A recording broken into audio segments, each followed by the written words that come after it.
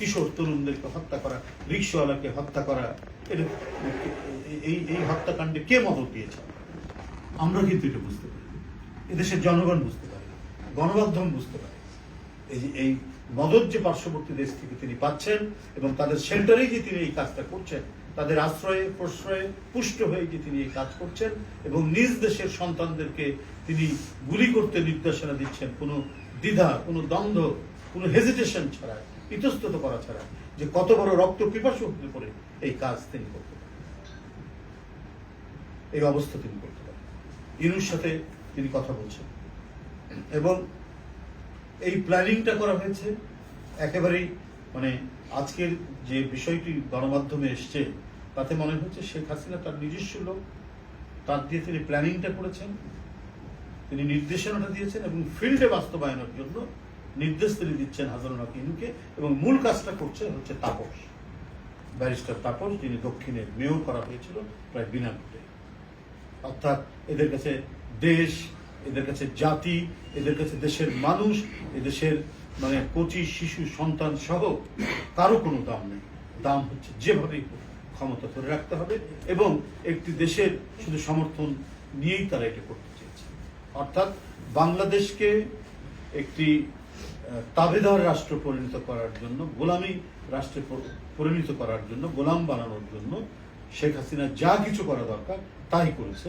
এবং যারা কণ্ঠের আওয়াজ তুলেছেন, যারা প্রতিবাদ করতে চেয়েছেন, যারা গণতন্ত্র ফেরাতে চেয়েছেন এবং গণতন্ত্র ফেরানোকেই মনে করেছেন এইটা বোধহয় একটি দেশের স্বার্থের পরিপন্থী, এই কারণেই নির্বিচারে গুলি করার নির্দেশ দিয়েছেন।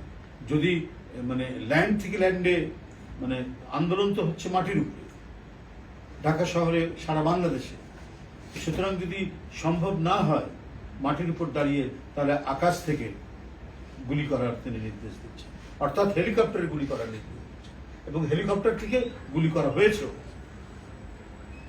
তো এই ভয়ঙ্কর পৈশাচিক এক অপশক্তি, রক্ত পিপাসু এক দানব, সেই দানবের পুনরুত্থান ঘটবে, সেই দানব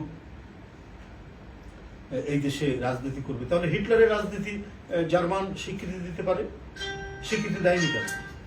হিটলারের নাৎসি দলকে সেখানে নিষিদ্ধ করা হয়েছে কেন? ফ্যাসিস্টদেরকে ইতালিতে নিষিদ্ধ করা হয়েছে কেন? তাদের বর্বরতা, তাদের নির্মমতা, তাদের গ্যাস চেম্বার, মানুষকে পুড়িয়ে মারার কি ভয়াবহ সব দৃষ্টান্ত, এটা তো ইতিহাসের সাক্ষী। তাহলে অনেকেই যারা বলেন যে তাদের প্রত্যাবর্তন ঘটানোর জন্য যারা কি বলে চিন্তা করছেন, তাদের সাথে বন্ধুত্ব করার জন্য চিন্তা করছেন, তারা কি ইতিহাস থেকে কোনো শিক্ষা নেননি? আমাদের দেশে একটি রাজনৈতিক দল, ইসলামপন্থী একটি রাজনৈতিক দল, বরাবরই আমার মনে হচ্ছে আওয়ামী লীগকে সন্তুষ্ট করার জন্য তারা এদেশে রাজনীতি করার সুযোগ পেয়েছেন।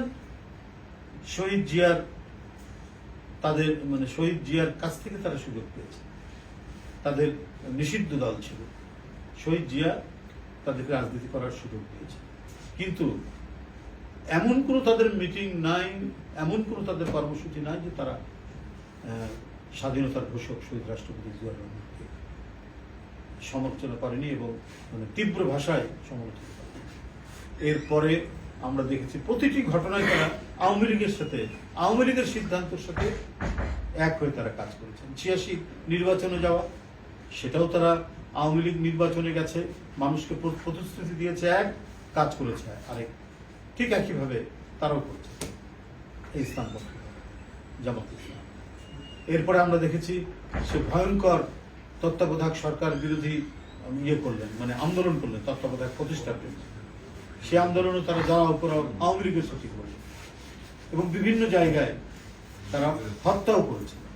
রাজশাহী ইউনিভার্সিটির ছাত্র টিটো, তাকে শিবির গুলি করে হত্যা করেছে। আপনার 95-96 তারা যে আন্দোলন করেছে, এটা তো ভুলে যাওয়ার কথা নয়। এই সমস্ত ঘটনা আমরা জানি, আমরা প্রায় দেখেছি প্রতিটা ঘটনা। এবং 2008 সালের নির্বাচনে যাওয়া, ম্যাডাম যেতে চাননি, তাদের নেতারা বাধ্য করেছিল, তারা না হলে ইন্ডিভিজুয়াল। এখন আবার তারা স্বরূপে সম্মুক্তিতে বেরিয়েছেন এবং আওয়ামী লীগের পুনর্বাসন চাচ্ছেন, ভারতের সাথে ভালো সম্পর্ক রাখবেন, দল হিসেবে রাখতে চান, সেটা আমাদের কোনো আপত্তি নাই। কিন্তু এটাও তো মনে রাখতে হবে, তারা শেখ হাসিনার